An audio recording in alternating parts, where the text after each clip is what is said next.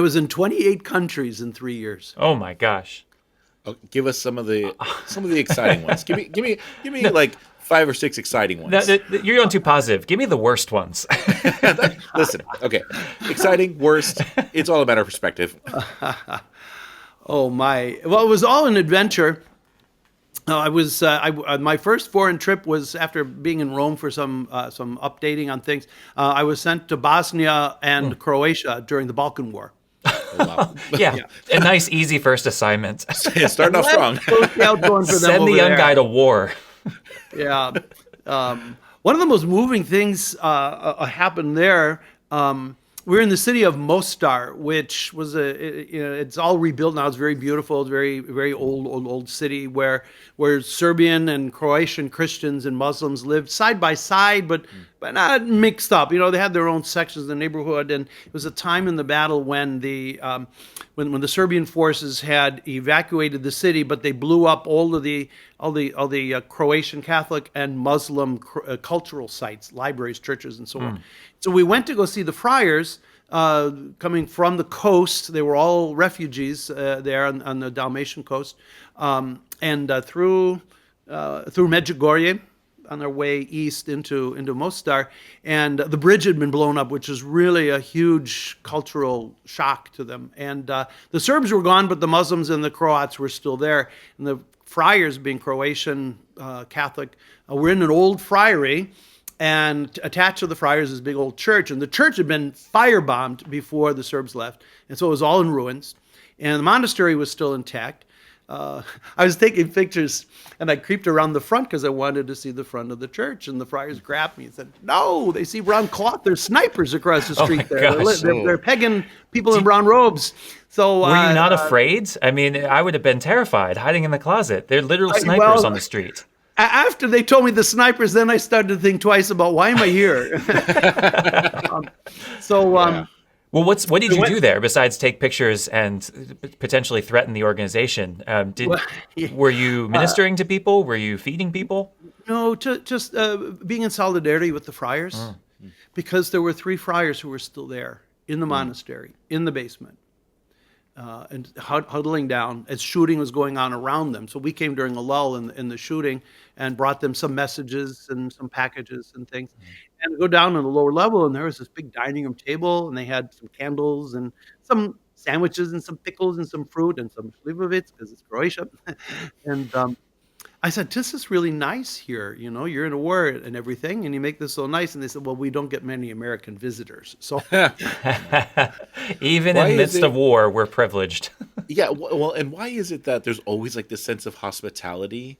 I think it's in many cultures throughout the world, but it's something that the friars have really held on to, Yes. where even in the midst of war, we have a guest, we want to like put something nice out for them. I think it's incredible. Right.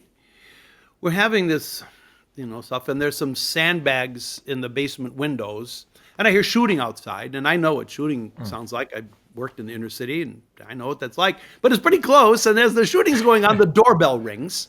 I thought, oh, nice. Pass. They announce Nobody's themselves home. before they assassinate you.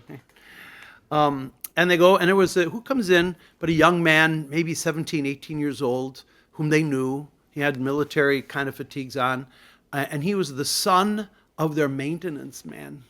Oh, And he knew the friars since growing up. And there was shooting going on, but he wanted to come for a blessing and a sip of coffee. They made him check his weapon at the door. He couldn't even bring it in.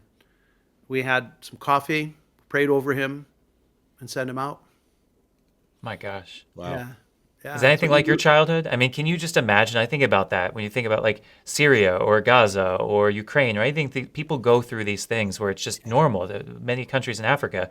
Can you imagine being a child in that, being a teenager? What does that do to someone?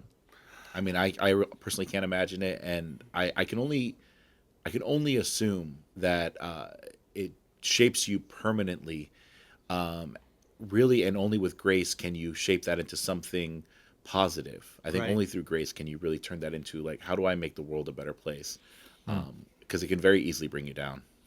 And it's really important to listen to their experiences. As ministers in general, you guys know this already. You've been working long enough. You know that if we come into any kind of pastoral situation, assuming we know everything about something that we've actually never experienced. The best thing is just to shut up and listen to them. I asked the friars as we're getting ready to go, I said, you have a car. In a couple of hours, we're going to be safely on the coast once the shooting subsides, and you're going to stay here. Like, why don't you come with us? Why don't you come? And they gave such a powerful answer as a friar. This really impressed me. From then on, I think this is what Franciscans, like when we're at our best, they said, because the people here can't leave. So we're going to stay. And they stayed. Yeah. It reminds me of a movie, I forget what it's called, something with dogs, killing dogs, shooting dogs, dogs at the gates. It's about Rwanda. It's nothing about dogs. But there's this situation where the Catholic Relief Service is there, and there's this Catholic priest there, and they're bunkered in this safe place, but the enemy is all around them. And the UN decides, well, we can get you out safely. Right. And the priest says, where would I go? How could I leave my people? These are my people. They can't go. Right. And the one guy leaves, one guy doesn't. And I just, you put yourself in that situation, what would you do? Right. And the line that I thought was really great was, he says, I found God in these people, and I'm afraid if I abandon them, I'll never see him again. And it's like, oh my gosh, incredible, these virtues that missionaries and the friars and wonderful, just good people have. Right. So you had this harrowing experience. You have bullets flying past you. You're in this war-torn place, and then you went to the Minister General and said, I'd like to go back to America, right? No, 25 more countries? Yeah, a few more to cover. I went where I was invited or sent. They say, go talk with the guys there and meet them. And it was exciting, the reception that friars had to the idea of being at the UN and working for peace and speaking out on behalf of the poor and for human rights, for the environment. In fact, people at the UN would see me coming, and they said, well, it's about time you're here.